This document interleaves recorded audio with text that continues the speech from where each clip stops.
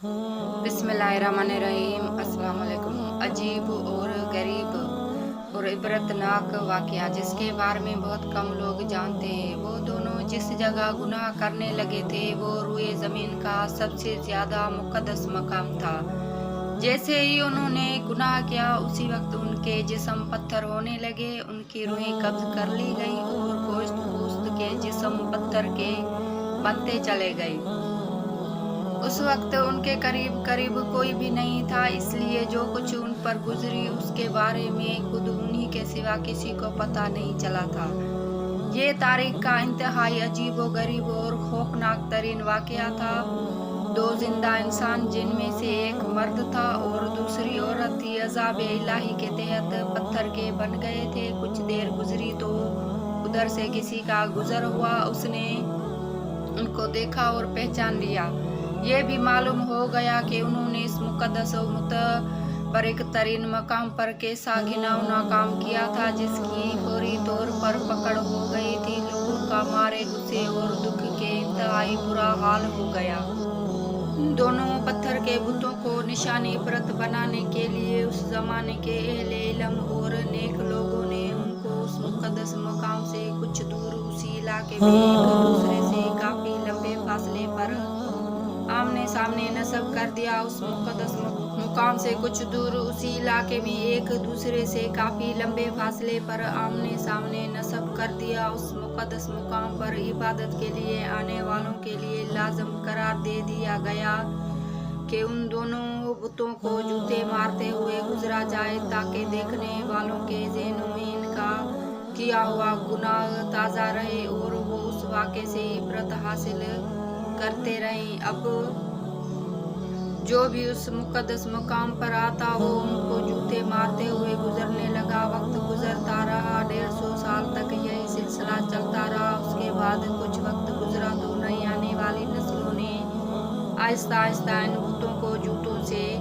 मारना छोड़ दिया। शैतान ने उनके जहन में ये बात डाली कि क्यों ना ये इबादत का हिस्सा नहीं ले जाए। इन बुतों को जूते से मारना ज़रूरी नहीं बल्कि इसकी बजाय इनको अलामती तौर पर थप्पड़ मारकर गुजरा जाए, जिससे उनसे नफरत का इज़हार भी होता रहेगा और उनके किए हुए गुनाह का ख्याल भी लोगों के ज़हनों में मौजूद रहेगा। गुजरते वक्त के साथ साथ ये थप्पड़ भी हल्की सी चिपेट में तब्दील होने लगा और फिर बिल्कुल अलामती तौर पर आहिस्ता से इन बुतों को छू कर गुजरने का सिलसिला शुरू हुआ। शैतान ने एक बार फिर वर्गलाया। अब लोगों इन बुतों को उस नियत से छूते कि वो इनसे नफरत करते हुए थप्पड़ मार रहे हैं, लेकिन साथ ही दुआ अपनी हाजात के लिए दुआ भी मांगने लगे थे।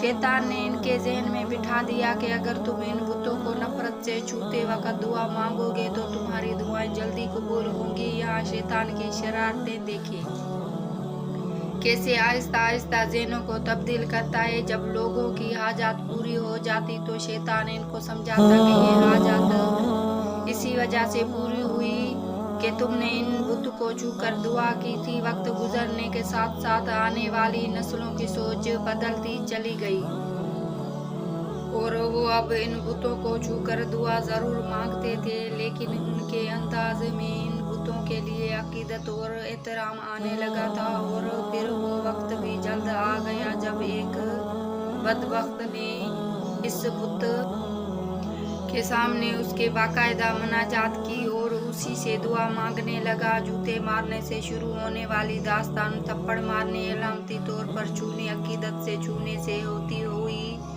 बाकायदा इबादत तक चली गई।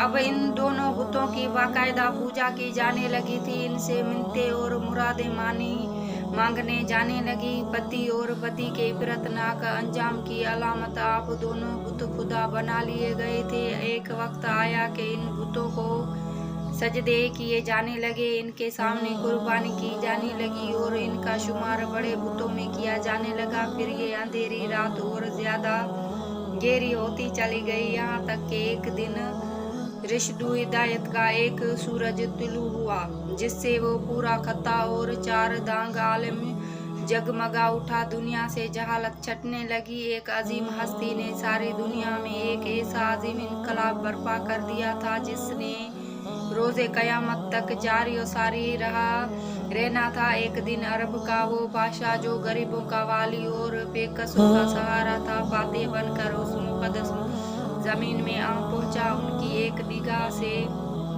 बुत और बुत परस्त टूट कर बिखरने लगे। लोग तौबा ताइब हो कर बुतों से दूर होने लगे। सबको अपने सच्चे खालिक और मालिक की पहचान होने लगी। हजारों साल से ये प्यासी ज़मीन, ये गहरा अर्ज़ हिदायत से सैराब होने लगी। ज़मीन और आसमान की मखलूक़ात ने हैरत से इस अज़ीम अलशान इनकलाब का मंजर पहली बार देखा था। एक दिन आप सल्लल्लाहु अलैहि वसल्लम अपने सबसे प्यारे साथी अली रज़ी अल्लाह ताला अन्हा के साथ खाने खुदा में दाखिल हुए। सब लात मनात के बुत तोड़े जाने लगे। बुतों के टुकड़े उड़ रहे थे और इनको पूजने वाले जो अपने सच्चे रब को पहचान चुके थे, देखकर अपनी साबिका गुमराही पर पछता रहे थे। आप सल्लल्लाहु अलैहि वसल्लम बुतों को रेजा रेजा कर रहे थे और साथ साथ ये आयत भी दोहराते जा रहे थे कि हक आया और बातिल मिट गया। बेशक बातिल मिटने के लिए ही होता है। इसके बाद आप सल्लल्लाहु अलैहि वसल्लम इन दोनों इंसानी बुतों की जानिब मुतवज्जा हुए, जिन्हें कई सौ साल पहले एक गुनाह की पकड़ में पत्थर का बनाकर नमूना इबरत बना दिया गया था। मर्द का बुत सफ़ा के मकाम पर नस्ब था और औरत का मकाम बुत मरवा के मकाम पर। आप सल्लल्लाहु अलैहि वसल्लम ने इनको भी टुकड़े टुकड़े करके उठाकर खाने खुदा की हदूद से बाहर फेंक दिया। ये औरत मर्द कौन थे, इसके लिए हमें तारीख के औरा को पीछे उलटना पड़ेगा। इसके लिए हमें इस ज़माने में जाना होगा जब हज़रत इस्माइल अलैहिस्सलाम और उनकी वालिदा हज़रत बीबी हाजरा अलैहिस्सलाम जमजम के चश्मे के करीब ज़िंदगी के दिन बसर कर रहे थे। उस दौर में अरब की ज़मीन पर पीने वाले पानी का मिलना एक इंतहाई नामुमकिन सी बात थी। सहरा और खुश्क पहाड़ों की इस ज़मीन पर पानी की एक बूंद का मिलना महाल था। अरब के कबाइल मीठे पानी के चश्मों और कुओं की तलाश में सहराओं और वादियों में मारे मारे फिरते थे। ये मौजज़ाना चश्मा जो नन्हे इस्माइल अलैहिस्सलाम की एड़ियाँ रगड़ने से मौजज़ाती तौर पर अल्लाह की तरफ से पैदा किया गया था, उस बेआब गया इलाके में दुनिया की सबसे बड़ी नेमत से कम नहीं था। और एक कबीला जो बनी जरम के नाम से तारीख में मशहूर है, वो भी मीठे पानी की तलाश में सहराओं की खाक छान रहा था। उन्होंने जब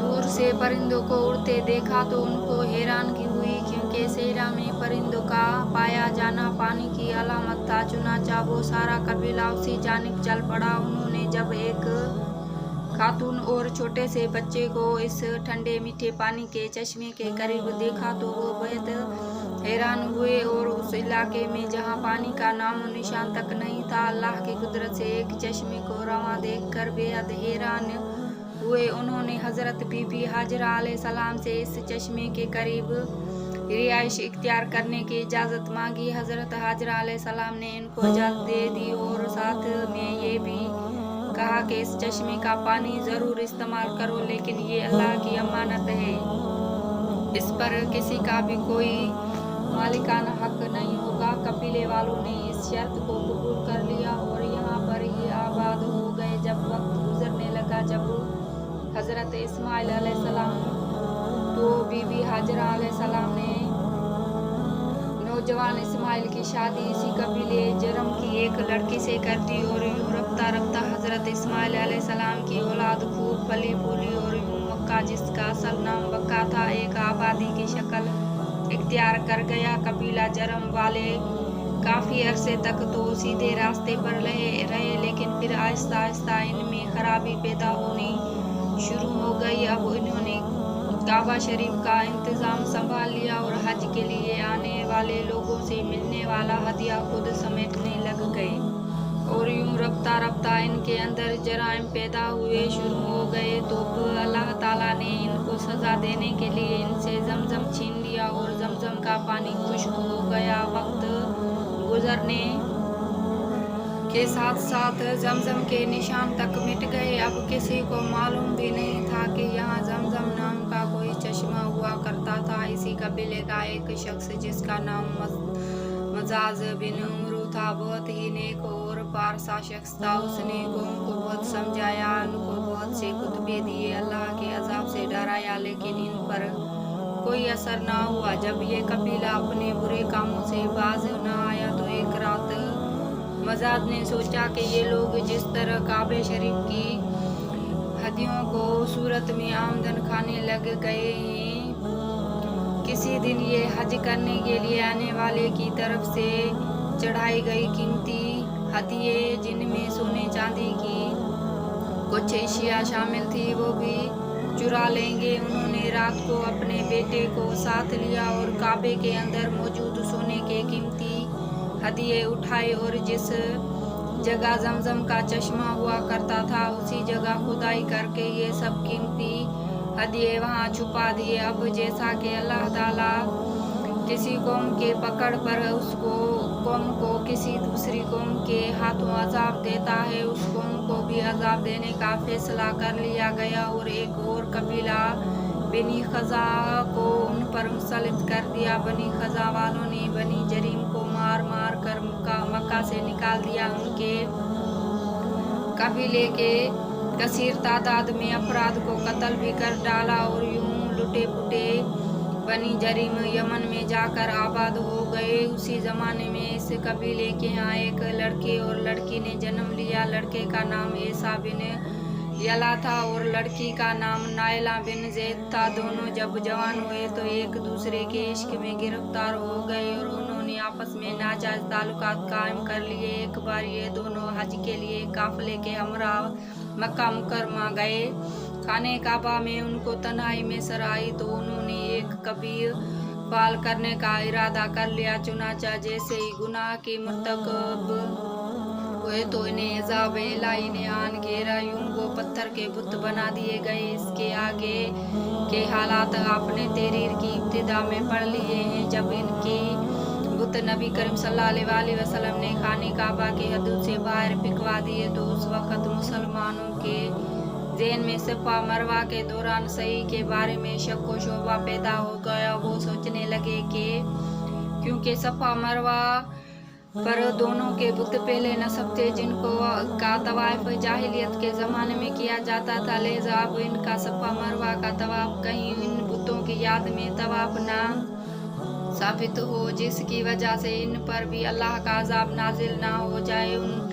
उस पर सूरे बकर की आयत नंबर 158 नाजिल हुई जिसमें अल्लाह ताला ने इरशाद फरमाया, बेशक सफ़ा और मरवा अल्लाह के निशानियों में से है। सोचो जो शख्स हज करे बैतुल्लाह का या उम्रा करे तो नहीं है कुछ गुनाह उस पर जो सही करे उन दोनों के दरमियान, और जो शख्स खुश दिली से करता है कोई नेक काम तो बेशक अल्लाह बेकदर दान सब कुछ जानने वाला है।